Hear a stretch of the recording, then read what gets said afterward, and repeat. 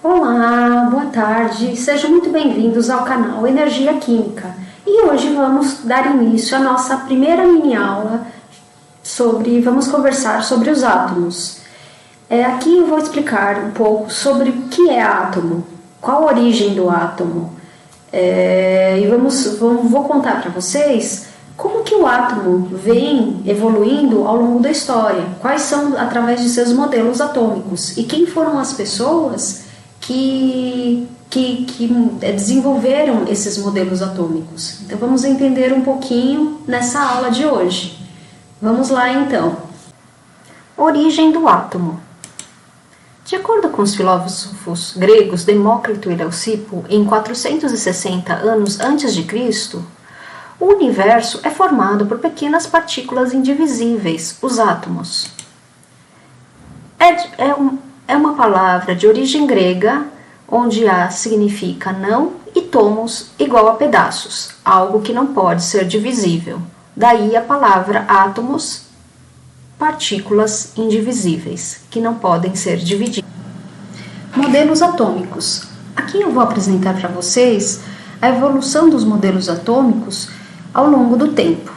Em 1803, John Dalton estabeleceu a primeira teoria, que é considerada o primeiro modelo atômico, onde os átomos são esferas maciças e indivisíveis. Ele não pode ser criado nem destruído, sendo que os átomos do mesmo elemento químico possuem mesmo tamanho e mesma massa.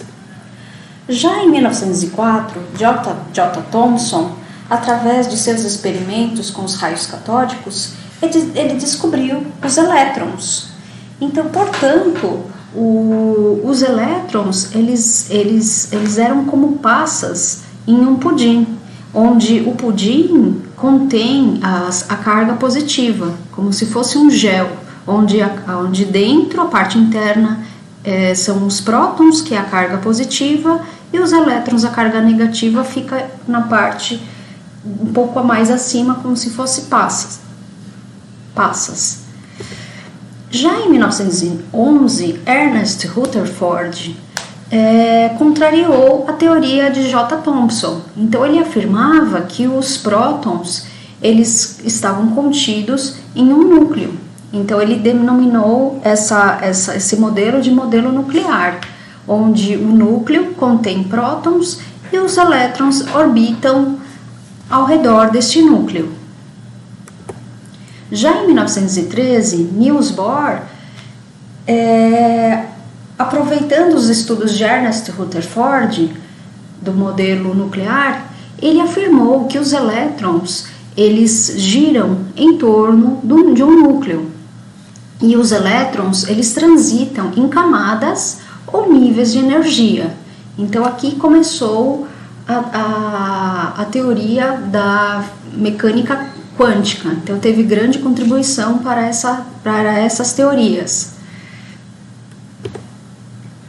Em 1926, Erwin Schrödinger afirmou que os elétrons, ele descobriu que os elétrons, através de seus estudos e experimentos, que os elétrons movem-se em ondas e também determinou a possível localização nos orbitais. Através de seus estudos, ele deu grande contribuição para a mecânica quântica, através de uma equação conhecida que é a equação de Schrödinger.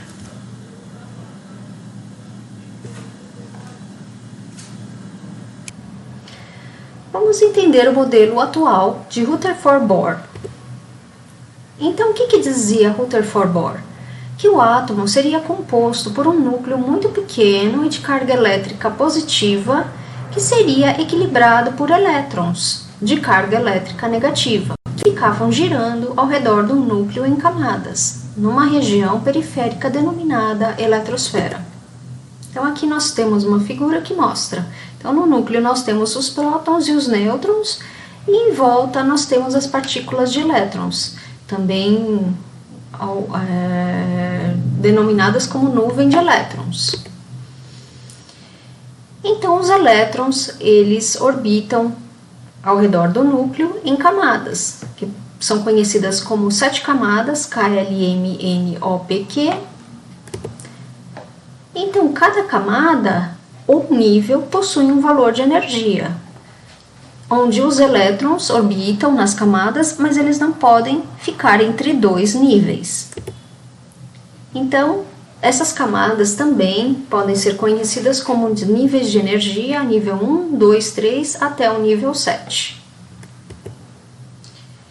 Os átomos, eles podem ser criados através do processo de fusão ou destruídos pelo processo de fissão, por processos nucleares. Então, eles afirmam que o átomo não é mais indivisível. Então, ele pode passar por processos nucleares, podem ser criados ou destruídos. E o átomo de mesmo elemento podem ter massas diferentes, que são chamados isótopos, o que contraria o modelo de Dalton, que dizia que um mesmo elemento tem que ter a mesma massa. Energia. Os elétrons, eles movem-se em orbitais definidos, estacionários. Estão sempre orbitando no mesmo orbital, mas quando os elétrons são excitados por absorção ou emissão de energia, ocorrem pulos entre orbitais, também chamado de saltos quânticos. O elétron, ao receber energia, também denominado como quantum, salta da camada interna para a mais externa do átomo. Então, podemos ver aqui na figura, salta da camada mais interna para a mais externa. E ao retornar ao núcleo, ele perde energia na forma de emissão de luz, ou fóton. Também pode perder energia na forma de calor também. Então, aqui nós vemos aqui na figura. Então, quando ele retorna ao núcleo, ao seu estado original fundamental, ele emite uma luz. Então, vamos entender melhor como que ocorre essa emissão de luz. Espectros de luz. Então, nós temos aqui fogos de artifício. Então, um exemplo típico de quando ele recebe um fogo de artifício, quando ele recebe a energia, ele começa a explodir e a liberar cores diferentes. Então, isso é devido à presença de elementos químicos diferentes. Então, cada elemento químico, ele emite uma luz diferente. Por quê? Porque em cada nível ele tem um elétron diferente. Então, cada elétron vai emitir uma cor, né? Quando ele retorna ao núcleo, ele emite essa luz. Então, ele emite cores diferentes. Então, através dessas cores, podemos identificar quais são os elementos. Número atômico e número de massa. O número atômico, identificado pela letra Z, é igual ao número de prótons P. O número de massa A é igual ao número de prótons P mais o número de nêutrons N. Ou seja, A é igual a Z mais N. Através da representação na tabela periódica, temos o elemento bromo, onde aqui em cima, no lado superior esquerdo do elemento Br, temos a massa. A é igual a 80 gramas. E no lado direito, inferior direito, temos o Z, que é 35. Então, podemos calcular o número de prótons. Então, nós temos que o número de prótons é a massa menos o número de prótons. Então, o número de nêutrons é igual a 80 menos 35, dando 45. Então, podemos dizer que 45 é o número de nêutrons do elemento Br. Representação científica. Então, aqui nós temos essa representação científica deste elemento, que é identificado na tabela periódica como número atômico. Nós temos o símbolo químico, embaixo dele nós temos o nome, e embaixo nós temos o peso atômico ou a massa atômica. Relações massa e volume. Prótons e nêutrons apresentam mesma massa. Prótons e nêutrons ocupam um volume inferior ao volume total do átomo. Ou seja, o volume total inclui o espaço ocupado também pelos elétrons. Por isso que os prótons e nêutrons, ao se somar com o volume do elétron, ele ele forma um volume maior que o volume total. Elétrons é 1.800 vezes mais leve que o próton. Então, possui massa muito inferior que a massa do próton. Carga do átomo. O átomo no estado fundamental apresenta carga neutra, pois a quantidade de prótons, que é a carga positiva mais 1 no núcleo, se anula com a quantidade de elétrons de carga negativa menos 1 na eletrosfera. O valor da carga é mais ou menos 1,602 vezes 10 a menos 19 coulombs. Isso significa que quando é prótons, ela possui valor positivo, quando é elétrons, ela possui valor negativo. Massa atômica. Massa atômica é a massa em gramas de um elemento químico. Indica quantas vezes o átomo é mais pesado que 1/12 do isótopo C12. Não confundir com o número de massa A, que é sempre um número inteiro, e a massa atômica, que é um número fracionado. Por exemplo, a massa atômica do hidrogênio e do iodo.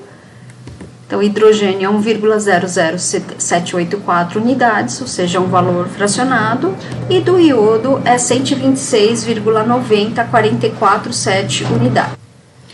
Isótopos. Como nós vimos anteriormente, os isótopos são os elementos que possuem mesmo número atômico. Então, por exemplo, isótopos de hidrogênio. Hidrogênio de número atômico 1, massa 1, o que diferencia é o número da massa. Então, 1 grama, 2 gramas, 3 gramas, tá? Então, isóbaros, elementos que possuem mesma massa atômica. Então, aqui é o contrário. Então, por exemplo, o potássio e o cálcio possuem mesma massa, mas números atômicos diferentes, 19 e 20. E os isótonos são elementos que possuem a mesma quantidade de nêutrons. Então, por exemplo, o cloro e o cálcio. Então, o cloro tem 37 gramas, né, de massa, 17 é o número atômico, 40 gramas de massa e 20 de elemento químico. Então, ao calcular os nêutrons do cloro, que é 37 menos 17, são 20 nêutrons. E os nêutrons do cálcio é 40 menos 20 é 20 nêutrons. Então, são elementos isótonos, que possuem a mesma quantidade de nêutrons. Níveis de energia. Nível de energia é o número quântico, é a mesma coisa que o número quântico principal, denominado de N. Então, como nós vimos, né, nos primeiros slides, nós temos as camadas K, L, M, N, O, P, Q e os níveis de energia N, que vai de 1 a 7, onde cada nível de energia comporta um número máximo de elétrons. Por exemplo, no nível 1 comporta 2 elétrons, nível 2, 8 elétrons, 3, 18, 4, 32, 5, 32, 6, 18, 7, 8 elétrons. Os subníveis de energia também é conhecido como número quântico secundário, ou azimutal, L, chamado de L. Então, os subníveis de energia são S, P, D, F. Então, o número quântico secundário, L, ele pode ser, né, se essa energia, podemos utilizar esses números matemáticos. Então, número matemático correspondente ao SPDF é o número quântico secundário 0, 1, 2, 3. Ele comporta, esses níveis de energia, comporta também um número máximo de elétrons. Por exemplo, S é 2 elétrons, P 6, D 10, F 14. Subníveis de energia.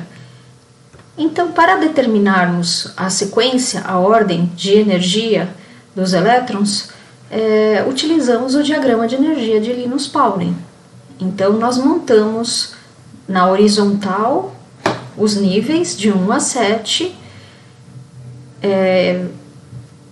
preenchemos como 1s2, 2s2, 2p6, com os elétrons, com máximo de elétrons para cada orbital, e começamos a seguir essa sequência como mostra a figura. Então, a energia aumenta do núcleo até a camada mais externa. Então, 1s2, 2s2, 2p6, 3s2, 3p6, 4s2. Então, prestem bem atenção que a sequência, às vezes, não é a mesma do mesmo nível. Então, por exemplo, nós temos aqui 3P6, 4S2 e depois a sequência é 3D10. Então, nós temos um nível acima e depois um nível abaixo, que é o 3D10. Então, fiquem bem atentos com esse diagrama. E na tabela periódica, através da tabela periódica, podemos localizar também os níveis, os subníveis, através das tabelas do grupo 1 e 2, é os S, nível S, dos grupos 3, 4, 5, 6, 7 e 8, A, é P, com exceção do elemento hélio, que é um S2, é da família S, e os metais de transição é D, e os metais de transição da série dos lantanídeos e dos séries actinídeos é o do grupo F. Distribuição eletrônica. Então, vamos verificar para o sódio, através da distribuição eletrônica, descobrimos a família a que pertence e vice-versa. Então, se soubermos a família, também descobrimos qual elemento ele pertence. Por exemplo, vamos voltar aqui na tabela periódica. O sódio ele é da família 1A, então ele é do S. Tá? Então, a gente pode descobrir aqui também o S. Então, 1S2, 2S2, 2P6, 3S1, a partir também da massa molecular dele, nós determinamos um número de elétrons. Então, temos quantos elétrons? 2, 2, 4, 4 e 6, 10, 11. 11 elétrons. Então, e ele tem um elétron livre. Então, vamos ver agora para o elemento oxigênio. Então, o oxigênio, a distribuição é 1S2, 2S2, 2P4. Então, 2, 4, são 8 elétrons. Contém, né? Ele pertence à família 6A. Só voltando aqui um pouquinho no sódio. Então, a gente sabe que ele é um A porque no último nível de energia, ele só tem um elétron. E no oxigênio, a última camada, nível 2, ao somar o S com o P, dá 6 elétrons, por isso que ele pertence à família 6A. Então, vamos entender aqui, olha, o sódio. O sódio está localizado aqui no terceiro período, tá? No grupo 1. E ele possui número atômico 11. Se ele possui número atômico 11, é porque ele tem 11 elétrons, foi o que a gente disse, 2, 2, 4, 6, 10, 11 elétrons. Então, 3S1 é o último nível de energia, nível 3, o S significa subnível S, e um elétron na última camada. Então, a gente viu que ele é da camada S. E o oxigênio? O oxigênio, ele está no grupo, na família, pertence à família 6A. 6A porque ele tem 6 elétrons na última camada, no nível 2, no subnível, o último subnível é o P. Então, por isso, aqui, na família 6A, ele pertence ao grupo P. E ele possui 6 elétrons na última camada.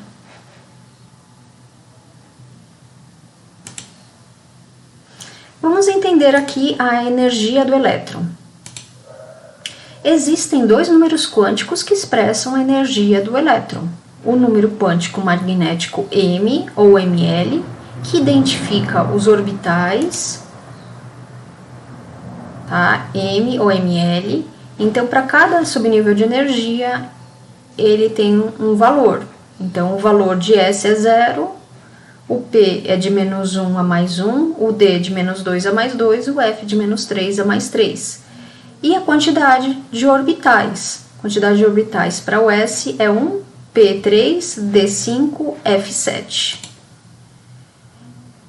O número quântico, outro número, é o número quântico de spin denominado S ou ms, do inglês girar. Então, indica a rotação dos elétrons, que criam campos magnéticos de atração ou repulsão.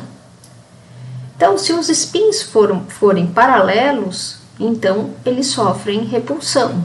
Se os spins forem opostos ou antiparalelos, eles formam um campo de atração.